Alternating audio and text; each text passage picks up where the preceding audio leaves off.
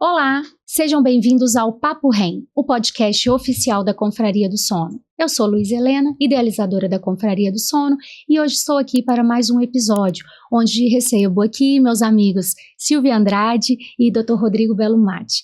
Dr. Rodrigo é otorrino, médico do sono, e doutora Silvia é fonoaudióloga, especialista em motricidade orofacial e voz e também certificada em sono pela ABS. Sejam bem-vindos. E o que nós vamos falar hoje, meus queridos?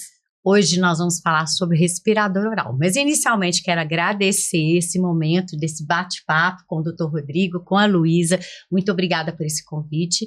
E a gente tem que falar hoje sobre um assunto fundamental e muito comum na nossa sociedade, que é sobre a respiração oral.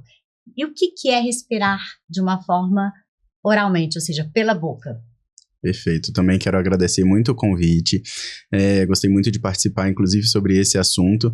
Eu costumo contar para os meus pacientes, assim, perguntar, você respira bem pelo nariz? E o paciente fala, não, nem sei para que eu tenho nariz, e os pacientes acharem isso normal. Então esse bate-papo nosso aqui vai ser muito interessante, porque o ato de você respirar pela boca vai trazer muitos prejuízos, que a gente vai comentar sobre isso aqui. Então, respiração bucal é aquela respiração que o paciente vai ser predominantemente pela boca, que está errado. A gente tem um nariz que é para filtrar o ar, para aquecer, para fazer a respiração nasal, predominantemente nasal. E por que as pessoas respiram pela boca? A gente tem uma estatística sobre isso? Existe quando que a gente observa isso? Sabe o que acontece? Tem dois fatores importantes. O fator não obstrutivo, ou seja, por hábito, por exemplo, às vezes eu fico com o nariz entupido por muito tempo e eu aí começo a criar o hábito de respirar mais pela boca. E também por um fator obstrutivo, desvio de septo, alguma alteração nasal, adenoide, amígdala, que o Dr. Rodrigo pode aprofundar nesse assunto. Em relação à questão funcional, ou seja, por hábito, ele desenvolve por isso. O cérebro ele vai interpretar o seguinte, eu não estou conseguindo respirar pelo nariz, porque eu estou gripado, por exemplo, então eu tenho que sobreviver. Então eu vou abrir a boca para respirar. E a partir daí, com várias crises, ele começa a criar o hábito de respirar pela boca. Ou seja, mesmo o nariz funcionando bem, ele cria esse hábito. E o fator obstrutivo, como a adenoide, as amígdalas e o desvio de septo, como é que a gente cuida disso? Perfeito, isso é mais fundamental ainda quando a gente pensa em criança, porque a criança não vai desenvolver esse hábito sozinha, assim, ela precisa entender que ela também precisa respirar muito bem pelo nariz, né, e pode ser muito deletério para ela essa respiração bucal. Então, independente de qual seja a obstrução, desvio de septo ou uma hipertrofia da adenoide, da amígdala, até mesmo uma rinite, ou mesmo quadros de resfriado, principalmente frequentemente, a gente precisa de uma avaliação do otorrino, a gente precisa entender o porquê aquela criança não está, ou aquele adulto, né, não está respirando muito bem pelo nariz, por que ele adquiriu aquele hábito de respirar pela boca. E aí a gente vem depois, dependendo do tratamento, uma intervenção, por exemplo, com um fonoaudiólogo. O fonoaudiólogo entra aí para fazer aquela reabilitação, ensinar o paciente mesmo a voltar a respirar pelo nariz, quando possível. O tratamento vai em conjunto para ele poder voltar a respirar pelo nariz. Às vezes vai precisar de uma cirurgia, como um desvio de septo, ou mesmo algum tratamento clínico de um spray no nariz, lavar o nariz com soro que seja, mas é uma parte muito fundamental a fonoaudiologia fazer os exercícios, tanto de fortalecimento oral, não é isso? E lembrar de fechar a boca. E assim, interessante que minha dissertação de mestrado foi sobre o impacto da rinite alérgica, da asma e a respiração na vida do indivíduo. Então, o que o efeito do tratamento fonoaudiológico pode ajudar? E nesse aspecto, quando a gente fala do efeito do tratamento fonoaudiológico, a gente pensa no treinamento funcional. Eu chamo até de fonoterapia respiratória. Eu tenho até um livro que eu escrevi sobre isso. E a gente percebe que você, com essa dificuldade de respirar mais pelo nariz e começa a respirar pela boca, você tem que ter realmente um treinamento funcional para respirar de uma forma adequada. Porque o nariz, como você falou, não é só enfeite. A gente não pode estar aí como enfeite. Então eu brinco com ele, ó, seu nariz hoje está como enfeite. Então vamos colocar ele para funcionar. Por quê? O nariz ele tem essa função de umidificar, filtrar, aquecer, e é fundamental porque a boca não foi feita para respirar, né? A boca foi feita para mastigar, engolir. Eu até brinco com meus pacientes assim, dar uns beijinhos, mas respiração não, assim, lógico, quando eu estou falando, você tem uma respiração oronasal, ou seja, pela boca, pelo nariz, mas em repouso, como você está, como a Luísa está, a língua tem que ficar no céu da boca e lábios unidos. Isso é fundamental para você respirar de uma forma adequada. Agora, se tem algum desvio de septo muito obstrutivo ou uma adenoide hipertrófica, o que a gente tem que fazer para livrar esse nariz aí de respirar? Perfeito. Primeira coisa é a consciência do paciente, né? Às vezes ele já se acostumou com aquilo e você fala que você costuma brincar com o paciente. Eu costumo brincar assim também que o paciente, eu pergunto, como é que tá seu nariz? E ele fala, meu nariz é super entupido, eu só respiro pela boca. E eu falo assim, e você come pelo nariz também? Eles vêm com aquele impacto, né? Eu falo, pra mim é assustador tanto quanto você respirar pela boca é tão ruim como você comer pelo nariz. Não existe essa possibilidade. Então, a primeira coisa, ele tem que tomar consciência de que ele precisa melhorar o nariz dele e parar de respirar pela boca. Sim. E o segundo é essa avaliação completa. A gente precisa entender no nariz onde está esse problema. Por que você não está respirando bem pelo nariz? Fazer um tratamento específico, incluindo outros profissionais quando necessário, para a gente poder entender melhor o que está acontecendo e tratar de forma correta. As consequências disso, e a gente está falando aqui num papo sobre sono, então a gente precisa dizer, o respirar pela boca durante a noite vai dar muito problema para o paciente. O roncar de boca aberta, que o pessoal acha que é normal, não, mas ele ronca porque ele dorme ali de boca aberta. E não vai procurar tratamento por conta disso, né? Roncar virou piada, né? Assim, Virou. Ele ronca, kkkk, e a gente tem Agora que entender. me surgiu uma dúvida. Então, a criança já pode, né, ter desde pequeno isso, e a gente já deve intervir logo. Para quem está escutando a gente, às vezes tem um pai, uma mãe aí, me fala qual que é a melhor idade para precisar fazer uma cirurgia, para procurar um auxílio, ou depois de algum tempo a pessoa passa a não respirar pelo nariz e passa a ficar de boca aberta. Como que é, doutor Rodrigo? Perfeito, entendo. Sobre isso. Idealmente, a criança, antes dos 3, 4 anos de idade, ela já vai começar a ter a respiração bucal quando o nariz estiver muito obstruído. Então, a gente fala de carne esponjosa, que é aquela adenoide. Ela vai ter um pico de crescimento por volta dos 4 até os 7 anos. Esse momento todo é o momento que a criança fica pior. Então, aquela criança que vai ter uma hipertrofia de adenoide, desde os 2, 3 anos, ele já começa, às vezes, a ficar com a boca aberta e já roncar. Então, já tem que ser um alerta para os pais para irem procurar ajuda nesse momento. E como que essa criança é na escola? Isso, exatamente. E aí, não é só isso, não é somente isso, não é só ver que a criancinha tá com boca aberta. Ele começa a ter um sono muito agitado, então a criança às vezes perde o fôlego e acorda várias vezes, se mexe muito na cama.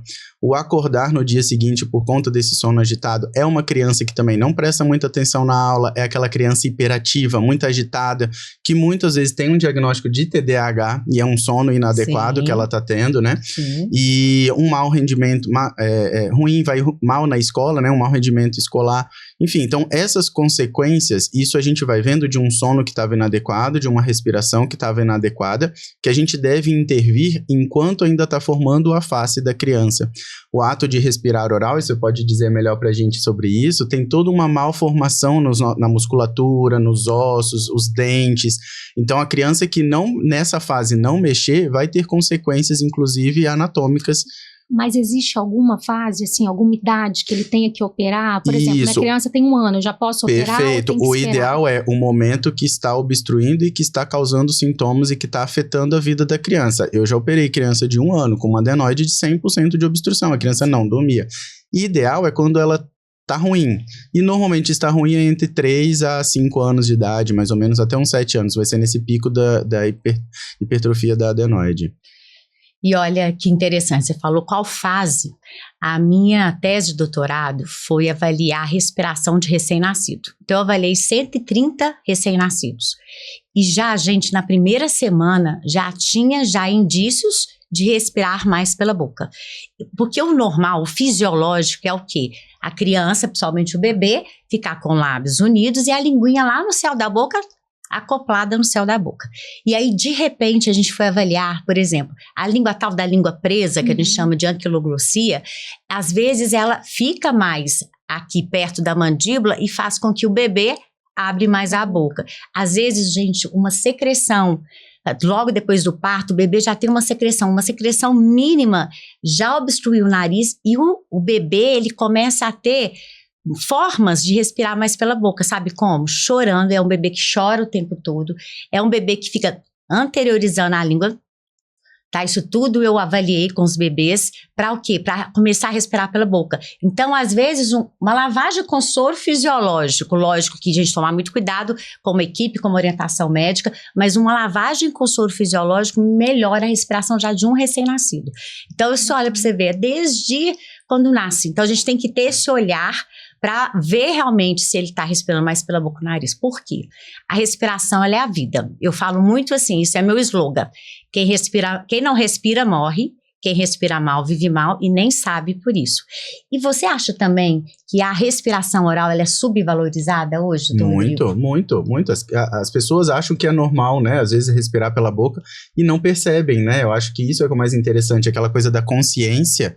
Tem que ter, a pessoa tem que entender que o respirar pela boca é ruim e ela tem que perceber que respira muito pela boca e procurar ajuda, né? Não sentem não isso. Sentem. A pessoa que vai estar por perto, que de repente vai notar e vai falar, mas você só respira pela boca, é você isso. fica de boca aberta o tempo inteiro. Sabe outra também? É você come e come sempre puxando o ar, respirando ou come fazendo isso, barulho. Então assim, nossa, me incomoda. Exatamente. E aí quem tá do lado me incomoda. Fala, nossa, você come, parece que você tá cansado de comer. Tá respirando e comendo ao mesmo tempo. Não vai conseguir, entende? Então porque a pessoa que perde o fôlego muito rápido. É o mesmo canal. Sem dúvida. Respira pela boca e come pela boca. É confundido com um cansaço. Sobe um morro, umas escadas, tá cansado. Também pegou um ar que não tava filtrado, não estava aquecido, aquele pulmão não aguenta, ele vai ficar mais cansado e não percebeu que era o respirar pela boca. E eu acho interessante a gente falar para todo mundo também que está escutando a gente sobre as consequências da respiração oral. Tem um impacto diretamente no sono, pode contribuir para a apneia obstrutiva do sono, porque quando a gente respira de uma forma inadequada, ou seja, respirando mais pela boca, você tem uma flacidez e uma alteração de todo esse crescimento cranial, aqui crânio encefálico, que a gente fala aqui por dentro, e com isso pode ajudar no colapso, ou seja, no fechamento, e aí pode dar apneia obstrutiva do sono nessa região aqui da faringe e tal. Então é muito importante a gente verificar se a criança ou o adulto está respirando durante o dia e principalmente à noite, porque isso pode impactar e ter isso. Além disso, tem uma alteração cognitiva. Então muitas pessoas, por exemplo, a criança tem dificuldade na escola, não tá, vai ver, vai avaliar, ela vai para um profissional, mas o que está por trás daquela dificuldade, aquela questão de memorização e tal, a atenção está a respiração oral. Então ela vai tratar às vezes de uma alteração de fala, de linguagem, de aprendizado, mas por trás disso tem uma alteração respiratória. E normalmente essa criança também dorme muito mal, porque o dormir melhora a consolidação da memória, melhora o aprendizado, então isso tem um impacto, né? Outras consequências que você vê muito no consultório, qual que é, Rodrigo? Perfeito. Eu acho que assim, esse dormir mal vai ter muita consequência. E principalmente, por exemplo, o paciente que está respirando mal pela boca, ele está com o nariz provavelmente que está entupido. E essa obstrução do nariz é só um começo de uma apneia do sono ali que vai aparecer. Então, por exemplo, o paciente dormindo de boca aberta, ele, como você falou, ele roda ali a mandíbula, baixa assim a mandíbula também e fecha a via aérea posterior. Então, ele vai fechar lá a garganta dele e não vai conseguir respirar, vai ter uma apneia do sono.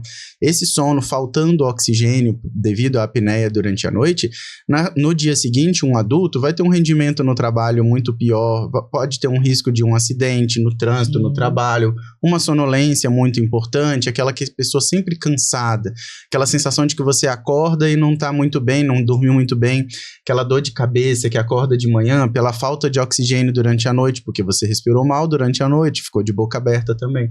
Então são muitas consequências, né, que a gente vai levando. Sim. Exato. Vai se acostumando com aquilo. Acostuma a dormir mal, a render pouco no trabalho, tem uma vida, né, ruim e nem sempre sabem o que fazer.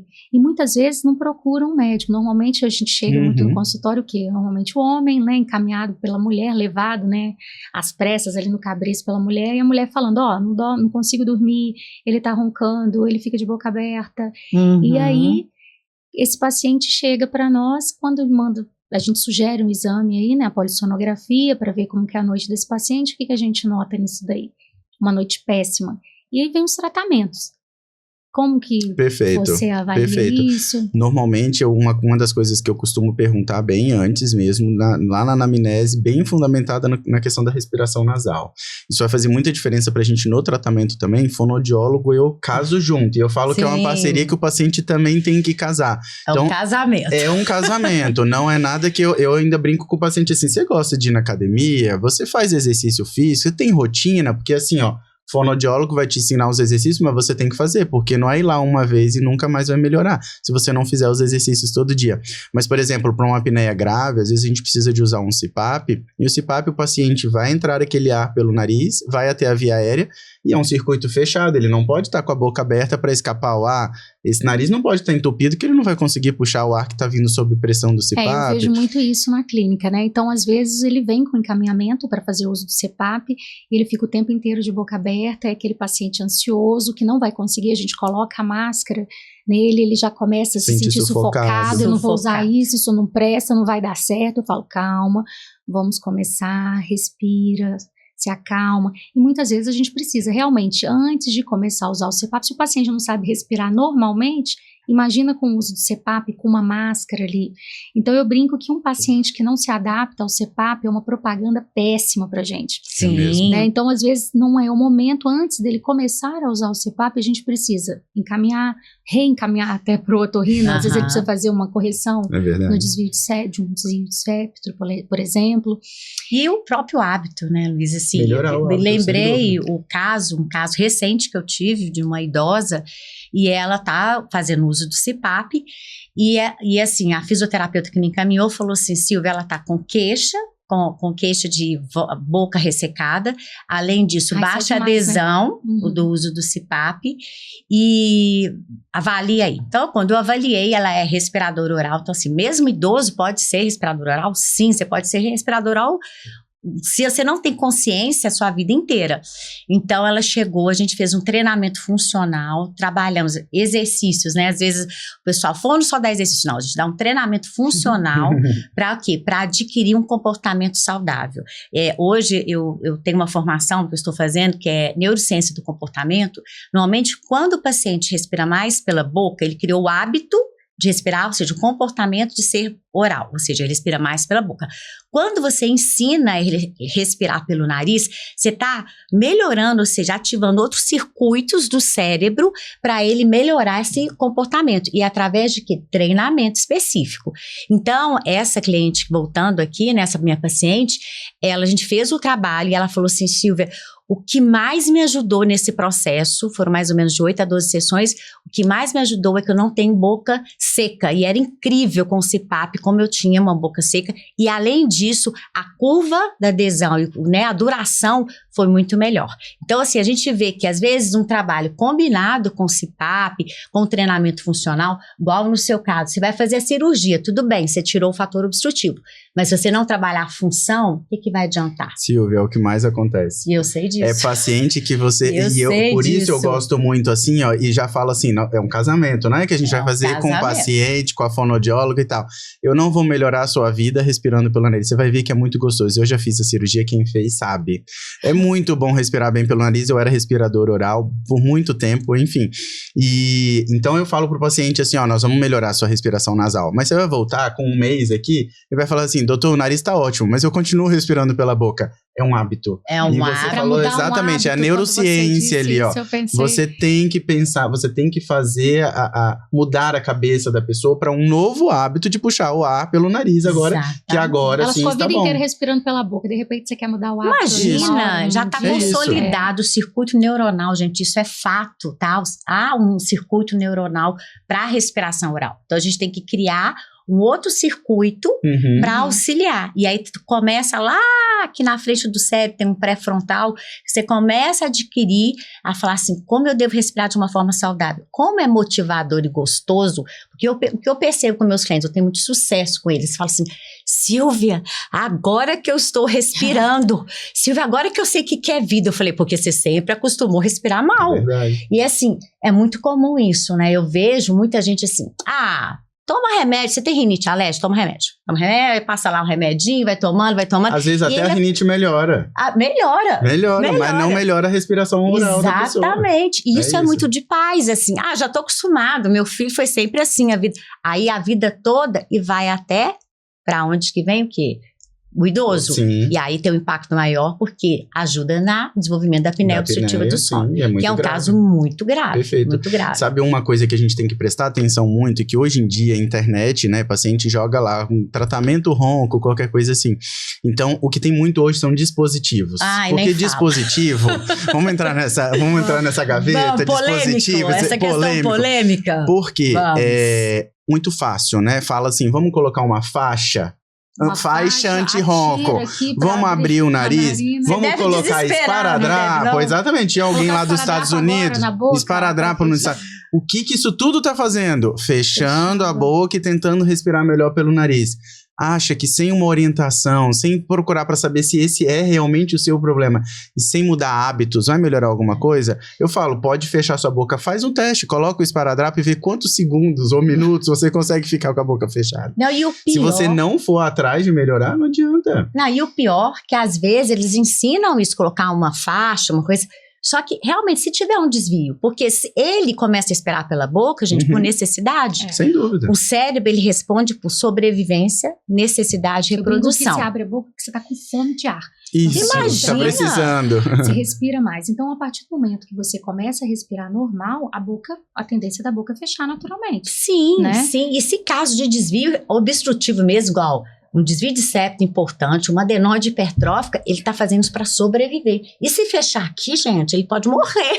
Isso, não dá certo. Ele não dá conta. Não vai dar certo. Ele não dá conta. Então, e vocês viram a nova? Aquela coisa que coloca tipo um colar cervical. Um colar cervical. Isso vai resolver, vai trocar o CPAP. Então tem isso, acho que é fundamental a gente alertar todo mundo, né? É muita desinformação hoje. Faça uma avaliação. É muito fácil, né? Comprar na internet, os pacientes sempre me perguntam, doutor, e aquela coisinha lá? E o micro CPAP que você acha? Isso, ele sempre... Aquilo dá certo? Eu falo, se você quiser jogar dinheiro fora, vai dar certo. Assim, exato. A gente não tá aqui à toa, senão seria fácil. Eu estaria vendendo aquilo que estava muito melhor. Sim. Não faz sentido, né?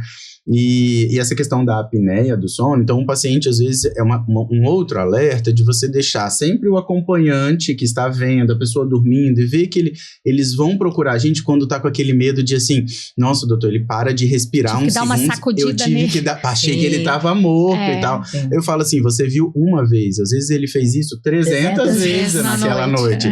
Sério, doutor? Sério? Você não sabe. E o quanto de oxigênio que ele perdeu naquela noite?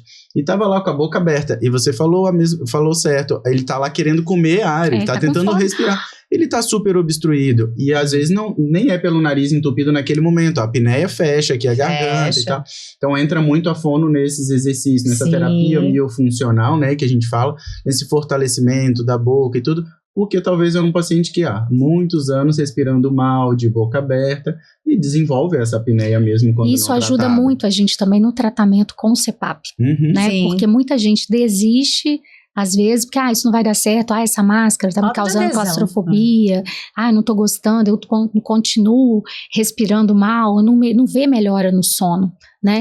Então, às vezes a gente pega, em vez do médico já mandar direto para usar o CPAP, ao observar isso, deveria, primeiro vamos fazer né, um tratamento com fono, vamos melhorar essa respiração, porque aí vai facilitar o nosso tratamento com o CPAP e a adesão também do paciente. E isso sim, é visível como que eles melhoram, porque quando você tem uma apneia obstrutiva do sono por uma alteração respiratória, a apneia obstrutiva do sono já é um distúrbio respiratório do sono, ou seja, a respiração já está inadequada. Então, não é só o modo, ou seja, respirar pela boca, pelo nariz. Você tem uma respiração inadequada, o tipo respiratório, que normalmente é uma respiração mais superior, né? Porque é aquela respiração de esforço. Então, o treinamento funcional, junto com a terapia miofuncional orofacial, ela é fundamental. Porque realmente você ensina o seu cérebro a respirar direito. Não adianta só os exercícios, que aí também tem uns aplicativos que ensinam só exercício, põe a língua para fora, só exercícios. Mas não adianta os exercícios da terapia miofuncional. Você tem que ter um treinamento funcional, ou seja, ensinar a pessoa a respirar. Ela não sabe tem que ter um acompanhamento, né? Sem dúvida. E eu tô vendo muito o seguinte, as pessoas estão chegando, estão se formando e acham que a área do sono agora é território de ninguém. Sim. Né? Então, olha quantos anos nós estudamos, a nossa formação, tudo que nós fizemos. Não, vou vender CPAP agora. Acabou de formar, vai lá, pega um CPAP. Não é isso, gente. Formei em fono, vou lá agora, vou fazer terapia. Não é assim. Né? Então, exige uma formação adequada, uma certificação, né, para as áreas que já têm certificação. Você está sempre associado, sempre estudando, sempre tentando melhorar para a gente trazer o melhor aí para os nossos pacientes. Vocês também têm visto isso na área de vocês? Muita gente nova chegando e... Olha... Muito.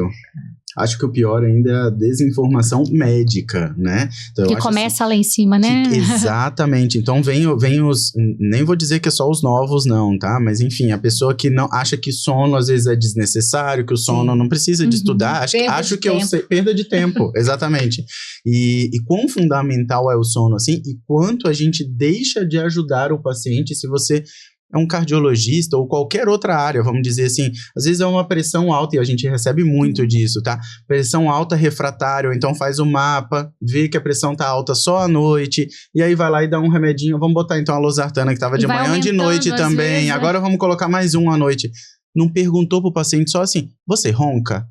Ronco, beleza, não sei nada sobre ronco, mas deixa eu te encaminhar para um médico do sono. Exato. A gente faz, então assim, a pessoa às vezes precisa saber, não precisa saber, mas precisa pensar no sono, exatamente. Então, quão o sono pode ser fundamental para a pessoa e quanto ele pode atrapalhar a pessoa, esse é o fundamental. E quanto o pior ainda é o caso que ele ainda fala, se tô com essa insônia, eu não consigo dormir à noite, ainda toma aqui um remedinho, não vamos nem falar qual, mas toma aqui um remedinho e tá aí atrapalhando o sono do paciente, fazendo, enfim, um relaxamento muscular que vai piorar a apneia. Exatamente. Já aconteceu isso. Que aí a gente tem que desviciar o paciente depois, então isso já é mais problema ainda. Aí eu acho que esse médico ainda tá atrapalhando, ele não sabe nada sobre o sono, ainda tá se metendo para piorar a situação. Qualquer tem que tomar muito cuidado, assim, da saúde, acho que para mim, meu ponto de vista, a certificação foi imprescindível. Doutor Rodrigo, e para quem está nos ouvindo, se dorme mal, sente-se sonolento durante o dia, qual que deve ser o caminho? Fala aí pra gente um pouquinho sobre isso. Perfeito. Primeira coisa, a gente tem que fechar um diagnóstico, né? Entender o que a pessoa tem para a gente fazer um tratamento adequado. Então, a primeira coisa é procurar um médico, principalmente um médico especialista em medicina do sono, um otorrino, para a gente avaliar a via aérea do paciente. Vamos começar olhando o nariz, vamos ver se tem alguma estrutura que está atrapalhando na respiração, a boca, se teve alguma malformação porque respirou mal pela boca durante a vida. Vamos fazer exames. 2 exames eu acho muito fundamentais. A fonoaudiologia também gosta muito, o exame da nasofibroscopia. Quem não gosta muito é o paciente, né? Eles não gostam, mas a gente faz aquela avaliação do nariz até a garganta, vê as cordas vocais, vê toda a estrutura por dentro do nariz. E a polissonografia também é muito fundamental. O exame que o paciente dorme com o aparelho em casa ou no laboratório, e a gente vê vários parâmetros do sono, vê a oxigenação, quanto de oxigênio que o paciente tem ou está perdendo durante a noite, a posição que ele está dormindo, que isso influencia muito, aquele hábito de paciente dormir de barriga para cima, o peso da língua faz também abrir mais a boca e fechar mais a via aérea, então isso influencia também para a gente um tipo de tratamento para a gente tentar dormir de lado para ajudar o paciente, enfim, fazer uma avaliação, né, isso, fazer a avaliação do paciente toda, por completo. O paciente às vezes ele está com obesidade, um sobrepeso, a gente emagrecer, e também acho muito interessante a função da musculatura, ela é influenciada pelo sobrepeso. Sim. A gente tem depósito de gordura dentro dos músculos, isso enfraquece os língua, músculos. Né? Principalmente a língua. A língua, a pessoa esquece que ela engorda e a língua também. E a língua engorda, eu falo isso para eles, você vai emagrecer em todos os lugares, inclusive de sua língua, isso é importante, é importante mesmo. Outra questão muito, a mulher na menopausa passa a ter muitos problemas de sono, e às vezes o ginecologista, eu pego isso, eu fico com tanta dó, né, de assim, isso é da menopausa, isso vai passar, daqui 5, daqui 10 anos, ela começa a dormir mal, uma insônia, ela começa a roncar, começa a ter a apneia do sono, e aí no dia seguinte fica fadigado, tudo é culpa da menopausa, isso vai passar depois. Não é assim, a gente procura um tratamento e procura um diagnóstico e faz um tratamento correto, sabe? E muitas vezes eu gosto muito de encaminhar para a fonoaudiologia, principalmente esses pacientes, as pacientes idosas na menopausa, que tem um enfraquecimento muscular, porque ajuda muito. É imprescindível, assim. Hoje eu atendo muito idosos, E a gente observa isso, que ele tem toda essa flacidez, né? Pela essa questão mesmo, o envelhecimento. A gente acha que a gente só envelhece externamente, mas tem todo um sistema musculatura interna. E aí, além disso, a gente vê também, olha, a presbifagia, que é a dificuldade de engolir por causa do enfraquecimento, a presbifonia, que é o envelhecimento da voz. E quando você trabalha todo esse fortalecimento e treinamento funcional, ele melhora, a pessoa melhora. Então, é incrível, assim, o envelhecimento, a gente não pode fechar os olhos pelo envelhecimento, que de fato a gente envelhece. Só que agora a moda é todo mundo malhar, né? Vamos todo mundo malhar. Só que esquece de malhar internamente. Até eu coloco você brinca muito no Instagram, no meu Instagram, assim, malhar você já malhou o seu corpo e sua voz hoje? E a gente tem que malhar internamente, porque acontece o envelhecimento, isso não tem jeito a gente não minimizar isso, né? Então, e as pessoas estão vivendo cada vez mais, né? Cada vez mais, saudável, qualidade, né? Exatamente, de vida. E essa questão a gente tem que estar muito atento, porque às vezes fala assim, já tá idoso, né? Não é isso. O idoso tem que ter qualidade de vida, né? Tem qualidade de vida. Eu vejo muito isso com o CPAP, eles falam, mas já tá com 80 anos, vai usar o CPAP pra quê? Olha, não, já viveu, vai, coitado, assim né? E a importância, né? O que o CPAP, principalmente nessa idade, o que favorece, né? As pessoas, assim, nossa, às vezes é difícil usar o CPAP, mas quando começa, o cansaço diminui, eles estão melhora a mais memória, energia, melhora a memória. Exatamente. Ficam mais dispostos, né?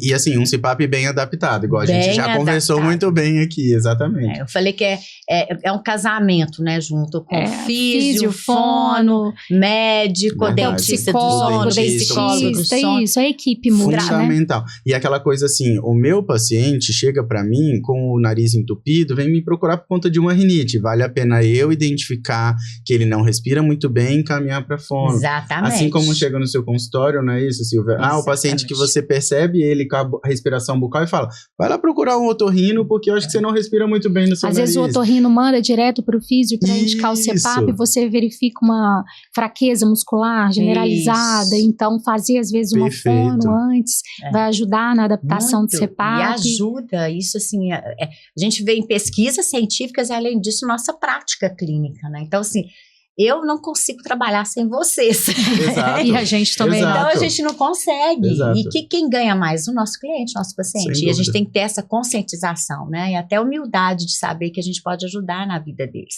E é imprescindível, gente. Quem realmente não respira bem, ele tem uma péssima qualidade de vida. Só que ele acostuma com isso, né? Acho que isso é fundamental, a gente ter essa noção, esse conhecimento, essa percepção e falar para a população sobre isso, né? E o que eu tô vendo muito hoje em dia é todo mundo falando sobre higiene do sono. Sim. Né?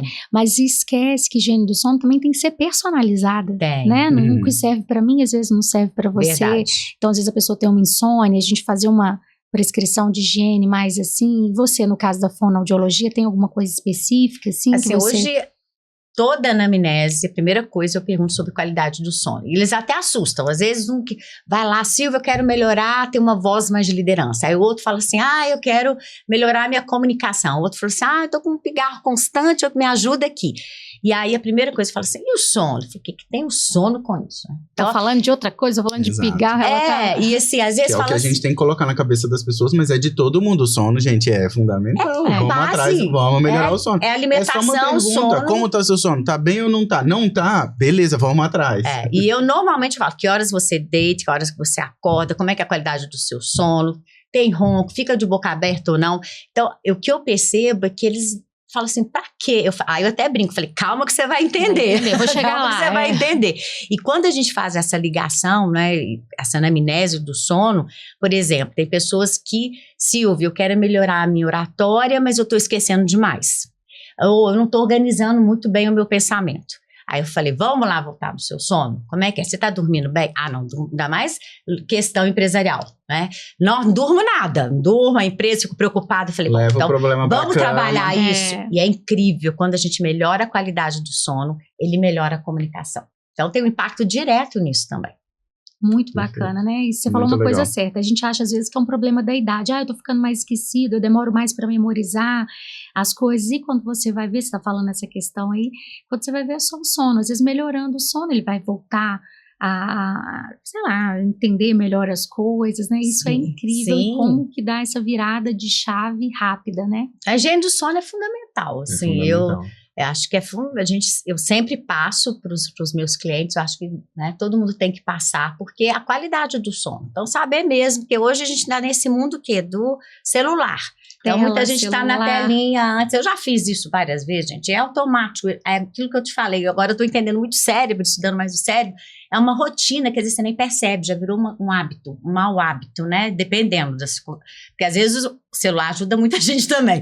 Mas pensando nisso, a gente tem que mostrar para ele que ele criou, que às vezes ele nem percebe. Ele já deita e já pega o celular, que é a hora que tudo para. Sim. E aí a gente tem que substituir, porque realmente a gente sabe da questão da tela, da luz e tal, que afeta. Então, são hábitos que a gente tem que criar junto com eles, porque o higiene do sono é criar hábitos cognitivos, ou seja, um novo aprendizado para ele melhorar a qualidade do sono. A mesma coisa da respiração oral. Você tem que criar hábitos saudáveis e não esse hábito horrível que é respirar pela boca, porque não é bom mesmo, gente, não é saudável. A gente tem que ter essas consequências que a gente já falou, tudo no aprendizado, no desenvolvimento, na postura, tudo isso tem um impacto direto. Sem dúvida. Você observa isso também? Sem dúvida, sem dúvida. Eu acho que intervir o quanto antes. Então, vou puxar lá aquela coisa da criança, da infância e tudo, dos pais perceberem a higiene do sono na criança também é muito fundamental. A gente tem, eu não estou desmerecendo, mas a gente tem hoje um diagnóstico de crianças com hiperatividade muito grande. Crianças que ainda fazem xixi na cama, 5 anos, 7 anos e tal. Isso tem muito a ver com a apneia do sono. É criança que respira mal durante a noite, independente se está respirando de boca aberta ou não, mas é um sono muito agitado, a criança acorda mal e tá sempre irritada com o humor. Essa criança, ela sempre foi estressada, assim, muito irritada. E às vezes não é um sono, gente. Experimenta dormir mal 1 dia, 2 dias, 3 dias. Horrível. Passa anos dormindo mal. A gente fica muito estressado, a gente fica mal. A gente tem que começar a ensinar a criança a dormir bem pro adulto, né? Conseguir dormir. Criança é bons hábitos, ambiente e rotina. Exato. E a gente tem estudo comprovando que criança que dorme mal, tem apneia, vai ser um adulto que vai ter apneia. Então a gente precisa intervir na criança. E higiene do sono é o mínimo para a criança ali mesmo. Personalizada, que não vai tomar café à tarde, à noite, antes de dormir. Não vai ficar no celular. Enfim, então uma higiene do sono bem personalizada para a criança, desde sempre assim também, e para o adulto, porque o sono é fundamental mesmo. Colocar isso na cabeça das pessoas, dos profissionais de saúde e dos pacientes. Cuidem do seu sono, né? Percebam que algo está ruim, procurem ajuda, independente de qual vai ser. Às vezes vai na físio, a físio vai ver qual é o problema e vai encaminhar para a fono. A fono vai falar, não, vai no médico, você precisa de um otorrino. Mas procure alguém que seja especialista em sono e vai atrás e cuide do seu sono, é fundamental. E eu acho importante ver essa questão da certificação, porque quando você certifica na área específica do sono, a gente sabe ter esse olhar, né? Quando é necessário o meu paciente procurar um otorrino, procurar uma físio. Eu falo que quando eu fiz minha certificação e fiz uma formação, parece que eu fiz uma outra faculdade. Então, todo mundo acha que todo mundo sabe sobre o sono.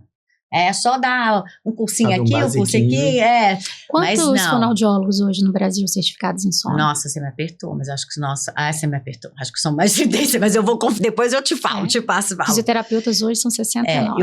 Eu estou preocupada. É muito pouco para o Brasil. Para o Brasil. Mas eu em Minas somos em 9. Pois é. Sabe o que eu lembro de você? Voltando da sua certificação dentro do avião. Foi quando a gente se conheceu. Isso, exatamente. Muito feliz, gente, porque foi assim, para mim foi uma outra formação. Tá? Mas eu acho que é mais de 30 já, nós já somos, mas é pouco, né? É muito pouco. Olha o tamanho da população que tem apneia. Mas eu vou depois confirmar esse dado, tá, gente? Mas é muito pouco. A gente falar de medicina do sono também no Brasil é coisa muito recente. Também são poucos. E olha, são várias áreas, cardiologia, pediatria, pneumo, otorrino, clínicos. Vários profissionais podem, né, se capacitar em medicina do sono e ainda assim está muito aquém do que a população precisa, entende? Então, por isso que a gente não precisa que outros profissionais pensem, perguntem na anamnese. Ele foi lá porque o dedo do pé tá ruim. Na sua anamnese, você não pergunta se ele come bem? Tem gente que chega pra mim e fala, Luísa, às vezes você fala, o dedo do pé tá machucado. Fala, mas e você dorme bem? Fala, mas eu vou arranjar um gancho. Mas calma, a gente arranja, com certeza. E a maioria fala que não dorme. Ninguém lógico. dorme. Gente, é incrível. Olha, o que eu fico muito ruim, assim, me mata mesmo, é a pessoa falar bem assim, você perguntar, né, e ele ronca? Ele não veio pelo ronco, veio pela rinite. E o sono, ronca? Ah, não ronca, mas isso é normal. Pior é a criança. Roncou a vida toda, o pai dele também ronca. Enfim, essa semana passada, eu ouvi uma mãe falando assim, não, ele ronca, é até bonitinho o ronco dele. Juro pra vocês, me dá aquela dor assim, eu fico engulo e falo assim, vamos conversar melhor sobre esse ronco. Não, imagina, a prevalência é grande, né? De Muito 10, grande. 3 nas últimas pesquisas. Ou seja, gente, Isso mesmo. temos que ficar em alerta mesmo, ter formação mais profissionais para realmente ter esse olhar e ajudar essa população. Que muita gente já, igual, desde pequeno já era para ter tratado dessa respiração oral, aí o idoso que vai perceber que ele tem apneia, porque não foi tratado desde Engasgava muito, né? Agora tem que comer, e respirar ao mesmo tempo, mas não é uma via aérea, mas já tá idoso e tudo. Aí começa a se engasgar muito, altera a voz. Aí vai procurar e você vai descobrir, desde a infância era assim. Desde a infância. E é sempre assim, gente. Quando respirador oral, quando chega no idoso, pergunta, eu tinha asma, rinite, tomava uns remedinhos e tal, passava. As fotos. Exato. Sempre com a boquinha aberta. Vai lá olhar pra você ver quando era com exercício. Agora o vovozinho tá exercício. Com a boquinha, Isso né? mesmo. Aberta, relaxada. Volta agora lá nas suas fotos de infância e procura ver se você tava sempre com a boca fechada, boca aberta. Aquelas fotos de colégio, sabe? É muita gente vai estar, e eu aposto que nunca foi atrás de melhorar aquilo. Aí tá percebendo agora, nossa, realmente eu respiro o tempo todo pela boca e nunca foi atrás. Precisa investigar isso melhor e precisa mudar esse hábito. Precisa. Realmente é um mau hábito que não tem um impacto positivo. Quando você ensina o impacto saudável, eles falam, Silvia, eu não sabia que eu posso respirar assim. Eu não sei o que é ficar sem ficar de boca fechada. Eu vejo que melhora o meu ressecamento agora, na boca, né? Agora, quando eu ficava de boca aberta, era aquilo ali, mas eu achava que ninguém ia tratar isso. Então, olha pra você ver, a gente melhora realmente essa qualidade. Sabe que eu tenho algumas fotos de algumas crianças adaptadas ao CPAP, a primeira vez que elas sentiram ar, e elas, não dá pra mensurar os olhinhos, aquela coisa. Aquela cara de espanto, eles nem sabem o que está acontecendo, né? E estão sentindo entrar o ar ali pelo lugar certo pela primeira vez e realmente é gratificante. Meninos, quero agradecer a vocês a presença, a disponibilidade, foi um bate-papo ótimo, super gostoso.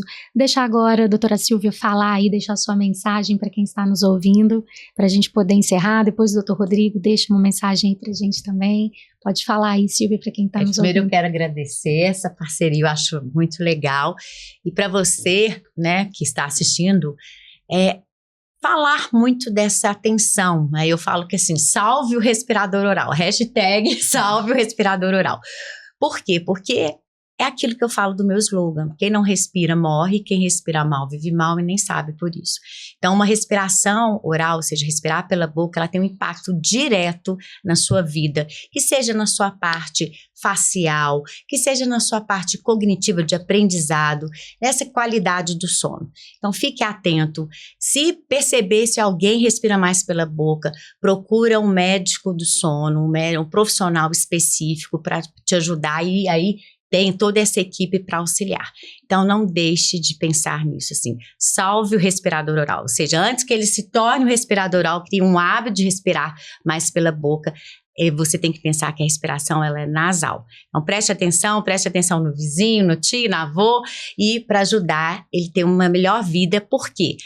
Se ele não melhorar agora e ter uma apneia obstrutiva do sono, ele pode ter várias doenças, até desde o infarto, doenças cardiovasculares, piora na qualidade de vida, então assim, muitas doenças sérias, então a gente pode salvar uma vida.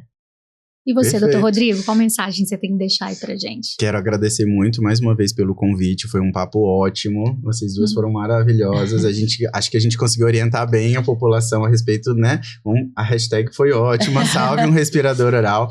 Eu queria muito agradecer, e para você que tá ouvindo, que preste atenção bastante no seu sono e na sua respiração, procure ajuda médica quando for necessário, quando você achar que não está conseguindo dormir muito bem, que você acorda cansado, que está respirando mal, então que o seu nariz fica mais entupido do que respirando bem pelo nariz, que você está respirando pela boca mesmo, então perceba se você consegue fechar sua boca e respirar só pelo nariz, quanto tempo você consegue ficar assim, e procura ajuda médica, uma ajuda especializada, principalmente se você não estiver dormindo bem, então vai procurar um otorrino especialista no sono, não vamos fazer aquela de comer pelo nariz e respirar pela boca, é tão ruim quanto, então respire pelo nariz e coma pela boca, cada um fazendo a sua função corretamente, tá bom?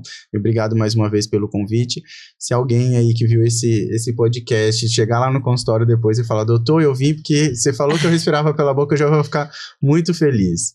Salvamos uma vida. Sim, exatamente. Muito obrigada, pessoal. Eu que agradeço. Obrigado.